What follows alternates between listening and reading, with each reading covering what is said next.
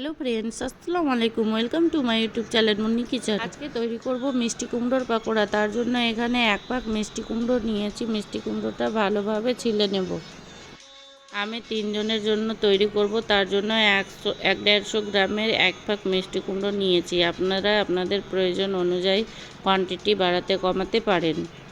মিষ্টি কুমড়োটা ছিলে নিয়েছি। এবার একটা গ্রেটারের সাহায্যে গ্রেট করে নেব। এখানে মিডিয়াম সাইজের গ্রেটারে গ্রেট করতে হবে। গ্রেট করা মিষ্টি কুমড়োগুলো একটা বোলে নিয়ে নেব।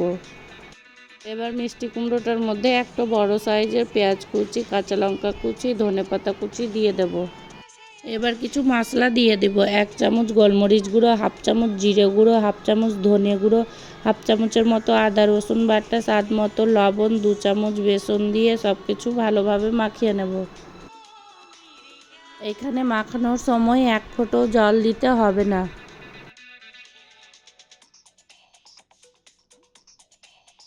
মনে হচ্ছে আরও একটু বেসন লাগবে, তার জন্য 1 চামচ আরও বেসন দিয়ে দিলাম।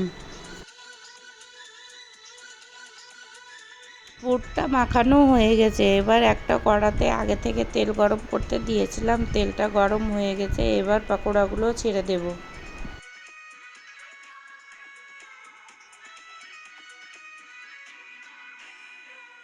পকোড়াগুলো লো টু মিডিয়াম আঁচে ভাজতে হবে, নইলে উপরে হয়ে যাবে আর ভিতরে কাঁচা হয়ে থেকে যাবে। 2 পার ভালোভাবে গোল্ডেন ব্রাউন করে ভাজা হয়ে গেছে। এবার তুলে নেব।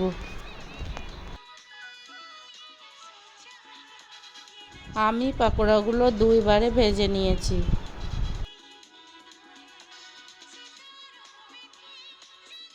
দেখুন, পকোড়াগুলো দেখে বোঝা যাচ্ছে কতটা ক্রাঞ্চি হয়েছে। এবার উপর থেকে কিছুটা চাট মশলা ছড়িয়ে দেব। এইভাবে তৈরি করে দেখবেন, পকোড়াগুলো খেতে দারুণ লাগে। দেখুন ভিতরেরটাও কত সুন্দর হয়ে সিদ্ধ হয়েছে। আমার রেসিপিটি ভালো লাগলে আমার চ্যানেলটি সাবস্ক্রাইব করে লাইক কমেন্ট শেয়ার করে দিবেন।